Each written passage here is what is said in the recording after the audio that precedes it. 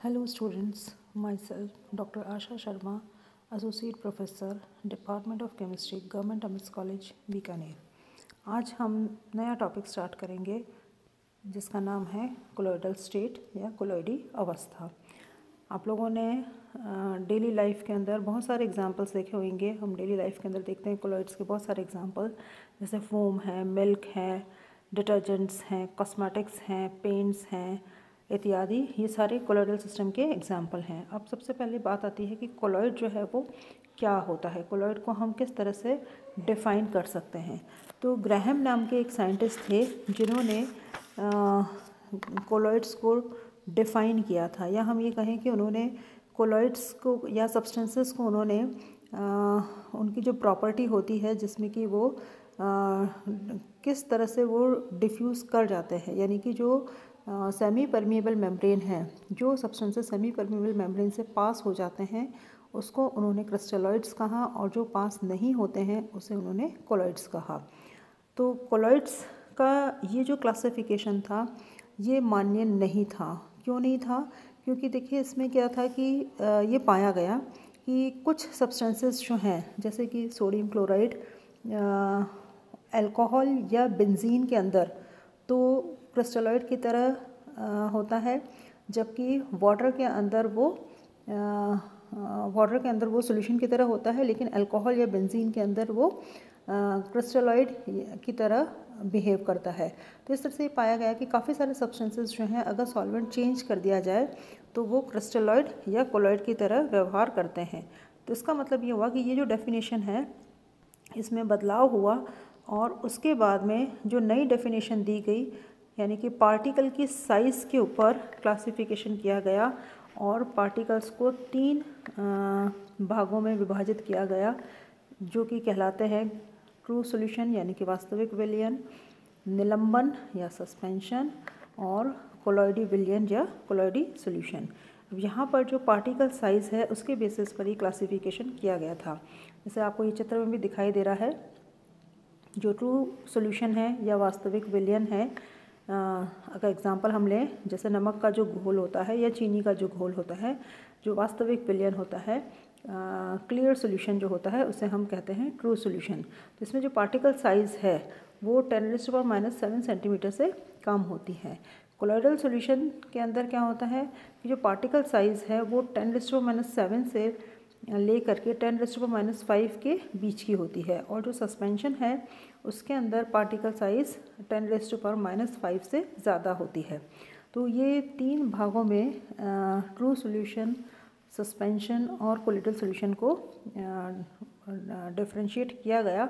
और ये देखिए यहाँ पर हमने इसको डिफरेंसेस कितनी बार पूछे जाते हैं आपको पेपर के अंदर कि सॉल्यूशन, सस्पेंशन और कोलॉइड्स के बीच में क्या डिफरेंस होता है। कितनी बार सॉल्यूशन और कोलॉइड के बीच में पूछा जाता है, कितनी बार सस्पेंशन और कोलॉइड के बीच में पूछा जाता है। तो उसके लिए ये टेबल है, इस टेबल से आपको एकदम क्लियर हो जाएगा कि तीनों में क्या डिफरेंस होता है। जैसे अगर हम इसको अपीयरेंस के बेसिस के ऊपर क्लासीफाई करना चाहें तो जैसा कि हमें पता है कि जो सॉल्यूशन होता है वो कैसा होता है, क्लियर होता है, ट्रांसपेरेंट होता है और होमोजीनियस होता है, समांगीय होता है और एकदम स्वच्छ होता है, आपको आर पार दिखाई देता है।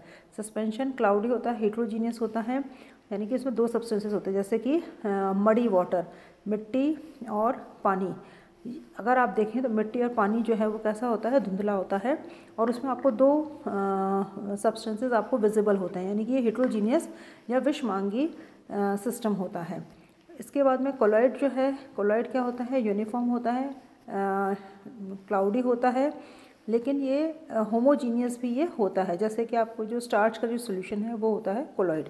अब पार्टिकल साइज़ जैसा भी आपको बताया था, सॉल्यूशन के अंदर या वास्तविक विलयन के अंदर ये 10⁻⁷ से 10⁻8 होता है। सस्पेंशन के अंदर ये 10,000 एंगस्ट्रॉम या हम ये कहें 10⁻⁵ से ज़्यादा होता है, और कोलॉइड के अंदर ये 10⁻⁷ से 10⁻⁵ के बीच का होता है। अब आप आगे कोलॉइड्स की प्रॉपर्टी पढ़ेंगे तब आप इफेक्ट ऑफ लाइट पढ़ेंगे, जिसे हम टिंडाल इफेक्ट कहते हैं। तो टिंडाल इफेक्ट सॉल्यूशन नहीं बताता है, यानी कि लाइट रिफ्लेक्ट नहीं करता है क्योंकि पार्टिकल साइज़ बहुत कम होती है। सस्पेंशन के अंदर वेरिएबल है, और कोलॉइड के अंदर लाइट डिस्पर्स होती है कोलॉइडल पार्टिकल से, तो हमें टिंडाल इफेक्ट दिखता है। सेडिमेंटेशन सॉल्यूशन के अंदर नहीं पाया जाता है। सस्पेंशन के अंदर पार्टिकल्स सेटल हो जाते हैं और कोलॉइड्स के अंदर पार्टिकल्स सेटल नहीं होते हैं। विजिबिलिटी, पार्टिकल्स जो हैं सस्पेंशन सॉल्यूशन के अंदर विजिबल नहीं होते हैं। सस्पेंशन में हम ऐसे भी देख सकते हैं और कोलॉइड्स के अंदर अल्ट्रा माइक्रोस्कोप के अंदर ये विजिबल होते हैं।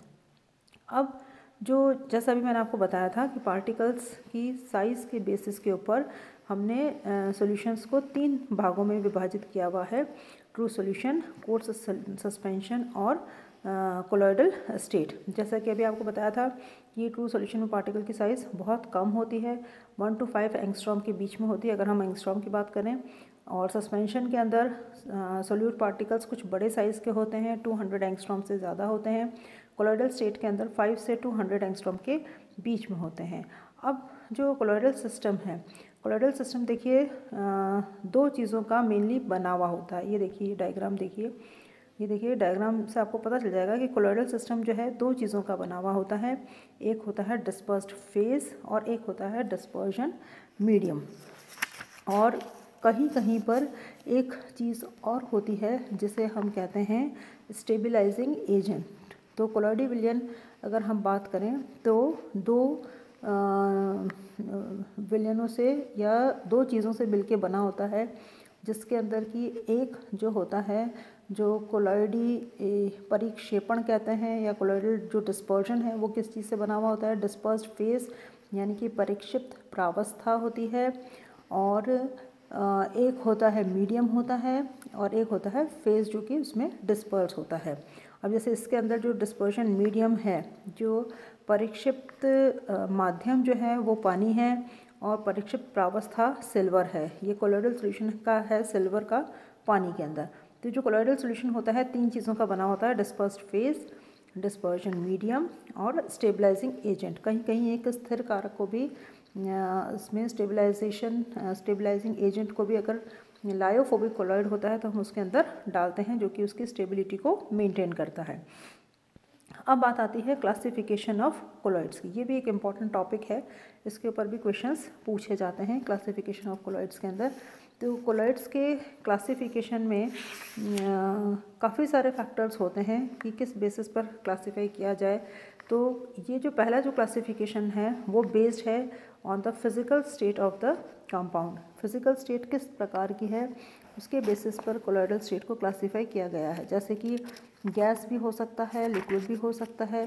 तो अगर हम इन सारे फेजेस को हम देखें, गैस और गैस को अगर मिक्स करेंगे तो होमोजीनियस सिस्टम बनता है, तो वो कोलॉइडल सिस्टम नहीं बनता है।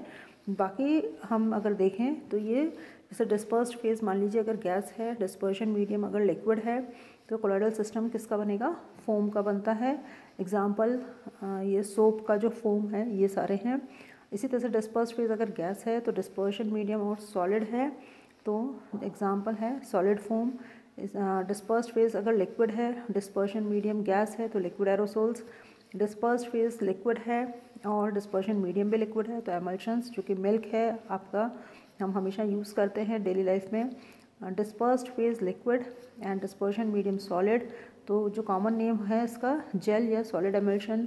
चीज़ है, बटर है, दही है, शू पॉलिश है, ये सारे इसके एग्जांपल्स हैं।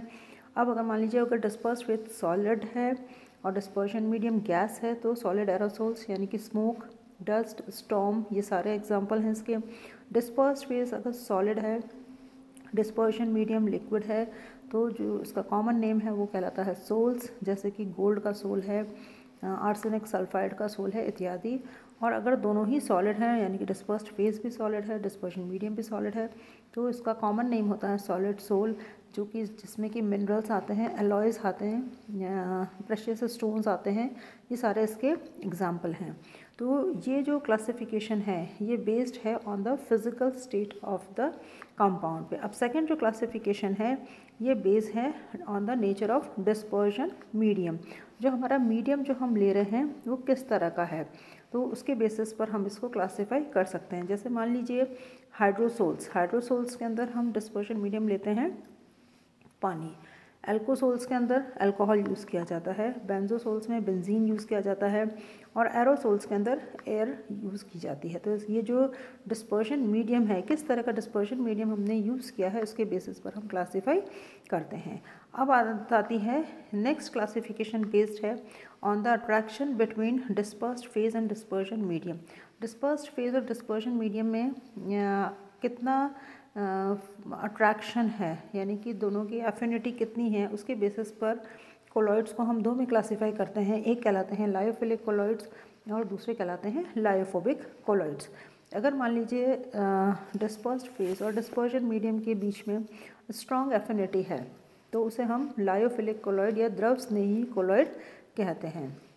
दूसरे तरह के कोलॉइड्स होते हैं लायोफोबिक कोलॉइड्स। लायोफोबिक कोलॉइड्स वो कोलॉइड्स होते हैं जिनका जो डिस्पर्शन मीडियम है उसके साथ में किसी भी तरह का अट्रैक्शन या रिपल्शन नहीं होता है, और जो लायोफोबिक कोलॉइड्स हैं वो आसानी से प्रिपेयर नहीं किए जा सकते हैं, जबकि लायोफिलिक कोलॉइड्स को हम आसानी से मिक्स करके भी प्रिपेयर कर सकते हैं। डिस्पर्शन मीडियम को और डिस्पर्स्ड फेज को मिक्स करें, जैसे स्टार्च और वाटर है, दोनों को अगर मिक्स करें तो हम लायोफिलिक कोलॉइड्स आसानी से बना सकते हैं। लायोफिलिक कोलॉइड्स की स्टेबिलिटी ज़्यादा होती है, लायोफोबिक कोलॉइड्स की स्टेबिलिटी बहुत ही कम होती है, और इनके अंदर हमारे को स्टेबलाइजिंग एजेंट डालना पड़ता है। अब कुछ कैरेक्टरिस्टिक्स हैं जो कि इनको डिफ्रेंशिएट करते हैं लायोफिलिक कोलॉइड्स और लायोफोबिक कोलॉइड्स को। तो सबसे पहला तो आ जाता है पार्टिकल साइज़। जो लायोफिलिक कोलॉइड्स हैं इनके अंदर पार्टिकल साइज़ बड़ी होती है और लायोफोबिक के अंदर इससे ज़्यादा बड़ी होती है। Effect of electrolyte, lyophilic colloids जो है थोड़ी सी ही इलेक्ट्रोलाइट की जो मात्रा होती है उससे क्या हो जाते हैं, ये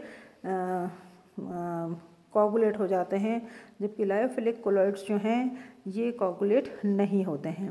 नेचर लायोफिलिक कोलॉइड्स का जो प्रकृति है वो रिवर्सिबल नेचर होता है, और लायोफोबिक कोलॉइड्स जो हैं वो इरिवर्सिबल होते हैं, यानी कि लायोफोबिक कोलॉइड्स तो अगर ड्राई हो जाए, जैसे मान लीजिए स्टार्च का सोल्यूशन है, अगर वो ड्राई हो जाए तो उसमें अगर हम डिस्पर्शन मीडियम वाटर ऐड करें तो हम उसको वापस प्राप्त कर सकते हैं। लेकिन लायोफोबिक कोलॉइड्स जो हैं वो एक बार प्रेसिपिटेशन के बाद में वापस प्राप्त नहीं किए जा सकते। इसी तरह से कॉलिगेटिव प्रॉपर्टीज़ है जो कहलाते हैं अणुसंख्यक गुण। तो vapour pressure, lowering depression of freezing point, osmotic pressure, ये सारी इनकी जो मान है वो अणुसंख्यक गुण जो हैं लायोफिलिक कोलॉइड्स के लिए हाई होते हैं, और लायोफोबिक कोलॉइड्स के लिए इनकी वैल्यू जो है वो बहुत ज़्यादा हाई नहीं होती है।